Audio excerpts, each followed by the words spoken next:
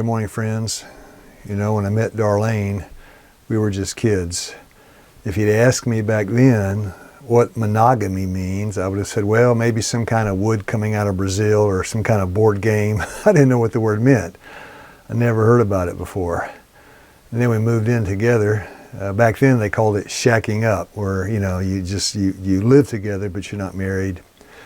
And then when I started reading the Bible 15 years later, I started reading these words about adultery and fornication. But you know, the relationship, back then I didn't realize it. You know, I didn't know anything back then about how a man and a woman should relate with each other. I'm still learning now in my 60s. But you know, the Matthew 5:28, the Lord says, to the man that looks upon a woman to lust after her, he's already committed adultery in his heart. So it's not just a physical, transgression, it's a spiritual, it's a mental. So adultery and fornication, it can be done in the heart. And I didn't know that back then. Darlene and I started living together, didn't realize it was a deeper than skin deep relationship. And so when we got married, a year later, we lived together for a year, then went and got married, and got the justice of the peace to marry us. And I don't remember exactly what he said, but it wasn't the traditional vows. It was all about, the outside. It was all about the physical relationship. It was about, the camping and the music and all the things. But it wasn't about a deep heart relationship. So when it says, I take you to be my wedded wife, these are the traditional vows. I take you to be my wedded wife. That's not force. That's giving your heart to your wife, and in return, she gives her heart to you. And it says from this day forward. So it's a long-term kind of engagement. It's a long-term relationship. In fact, in the book Song of Solomon, when I started reading the Bible, it says, I am my beloved's, and my beloved is mine. Now, joint ownership really doesn't work for a car or a house or something like that, because you can never quite agree. There's always trouble. Then how much more difficult joint ownership in a marriage when a man owns the heart of his wife and the wife owns the heart of her husband.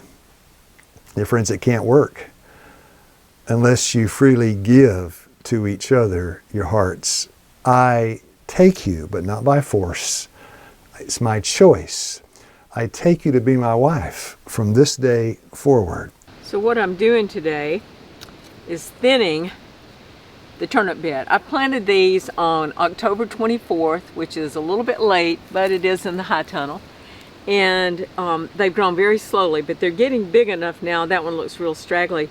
I'm going to take the thinnings and have them for lunch, but they need thinned if they're going to make turnips and grow very much. So I'm going to hopefully have a little bag of thinnings for lunch today, and for me and my husband.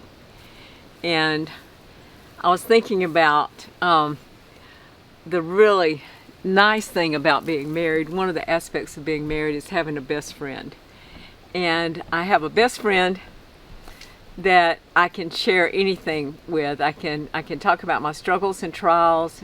He's not judgmental. He doesn't tell anybody, even things where I think I've just done something wrong or messed up or said something I shouldn't have said. I know I can tell him, and he's not going to tell anybody. And it's really wonderful to have a best friend. We cook together, we work together, we garden together, and just that's one of the nicest things about marriage to me, is having that best friend on earth. And we have a sacred circle around us with Jesus in the middle. And it's wonderful to have a godly husband that just is a good example to me of what a husband should be, and the kind of example that Jesus wants him to be. So I just thank the Lord for a good husband and for the gift of marriage. And then the next part of the traditional vows, it says for better or for worse. You can't see the future. You don't know what's coming. Human beings, including me, we like to lay plans, and often our plans fail. But it doesn't matter about the plans. The vow when you get married is for better or for worse. So there's no bailing out. When things don't go according to plan, you can't bail out, you can't jump ship. By the way, these vows are Christian principles, and what they do is they illustrate a permanent, stable union of a man and a woman that you read about in Genesis 2:24. So a man's going to leave his mother, his father, cleave unto his wife. These two shall become one flesh. Now, of course, that would include the physical relationship, but it's a whole lot more than just that. You got the physical, the mental, the spiritual, the social, and in fact, the spiritual relationship. If you don't have that, then you don't have anything at all. Prostitution, you can buy the body of somebody, but you don't have the heart. That's a physical relationship. You don't need marriage to have that. But to have that close union of hearts, that's what Genesis 2:24 is speaking about. These two shall become one flesh. Now it says in sickness and in health. My health has been pretty good. We've been married about 45 years. My health's been pretty good. I remember once I had malaria. I'd gotten it in Africa, and we did these treatments that would stimulate the immune system, hot and cold water. I remember sitting in front of hot water for 3 minutes and a blast of cold water for 2 minutes. So tired, so weak, couldn't sit in the chair. My wife stood beside me and held me up. That's love in action. I was sick. My wife took care of me. Told me one time, I'll take care of you if there's one breath left in me. And I'm just coming off an illness. My voice is just now coming back. But I had some terrible kind of chills and fever, and I don't know exactly what I had, but it lasted 2 weeks. And there are these simple treatments you can do with hot water, hot and cold water. And I would just remember Darlene preparing these hot towels. I'm in the bed, I'm so sick, I just want to die. And I look into the kitchen and I see this steam, because it's really cold. It's cold right now. Steam just wafting up out of the pots, and Darlene taking these hot towels out and putting them in these wool blankets and bringing them over, and the heat helps to stimulate the immune system and increases white blood cells, promotes circulation. And I'm just laying there like I'm dying, and Darlene's taking good care of me. And I thought about that vow in sickness and in health. It's a promise.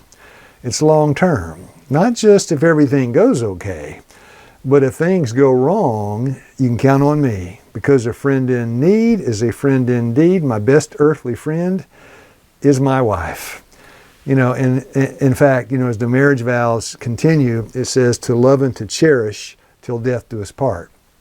Now, I always wanted, even as a young man, wasn't a Christian, but I still had this innate heart desire, this intuitive sense that I'm looking for something that is stable, permanent, secure. That's what I was looking for.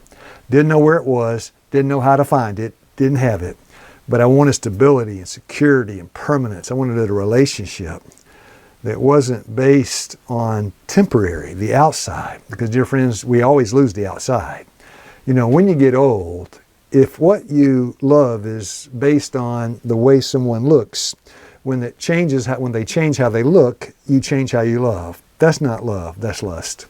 But into a marriage, a man looks at his wife, sees a few gray hairs, sees a few wrinkles. Those are marks of character. And I think, I got the best wife in this world. That's a gift from God. Proverbs 18:22, he that findeth a wife findeth a good thing. The Lord sent me a wife. And the marriage vows reflect somewhat of the conduct the husband should have for the wife. And if the relationship is based on the outside, dear friends, you're in a heap of trouble. So I look at my wife laboring in the kitchen there to give me these treatments. I look at my wife laboring in the garden to grow food for us, and I can trust her. I love her. I has my security, my stability. All those things I was looking for, I found. In God's plan, a man gives himself to his wife and he finds freedom. Certainly there are vows, there are limitations, there are boundaries set by the marriage union, and they're all a blessing. My wife wants all of my heart, and dear friends, it's a blessing to give it to her. God's plan not only prefaces the life of stability, security, and permanence, but in it, there are built-in safeguards for sexually transmitted diseases, out-of-wedlock pregnancy. It's a beautiful plan. It's got nothing but blessings, no curses. So, dear friends, may God give us grace today to see the beauty in God's plan and to see a superior way of living the life that brings a peace that passes understanding. God bless you, my friends.